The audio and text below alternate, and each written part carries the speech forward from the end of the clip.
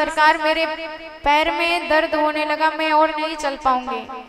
प्रभु ने कहा कि देवी स्कंद आरोह्यताम, आप मेरे कंधे पर विराजमान हो जाइए और बताइए मैं आपको कहाँ लेकर चलूं। किशोरी जी कहती हैं न यमाम यत्र ते मनः, सरकार जहां आपका मन हो, जहां आपकी मर्जी हो वहीं लेकर चलिए। प्रभु समझ गए राधा जी के मन के भाव, तुरंत वहां से भी गायब हो गए।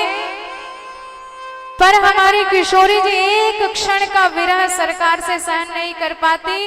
जैसे ही प्रभु छोड़ करके गायब हुए किशोरी जी को, किशोरी जी इतना तड़पने लगी, इतनी व्यथित हो गई, इतनी व्याकुल हो गई, रुदन करने लगी।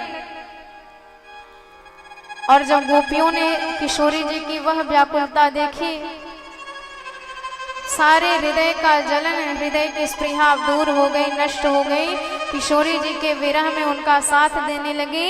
सबको लेकर किशोरी जी यमुना तट पर आई। पुनः पुलिनमागत्या कालिंद्याम कृष्ण भावना। किशोरी जी ने सब गोपियों के साथ मिलकर एक विरह गीत गाया 19 श्लोकों में, कनक मंजरी छंद में, जिसे गोपी गीत कहा जाता है। और कहा कि प्यारे यह गीत सुनकर भी यदि नहीं आए तो हम सब इसी यमुना जल में अपने प्राणों का विसर्जन कर देंगे। और जो भी इस गोपी गीत का नित्य पाठ करता है उसके जीवन में भगवान की पराभक्ति प्रकट हो जाती है।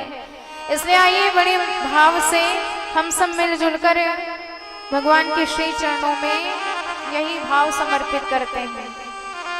जय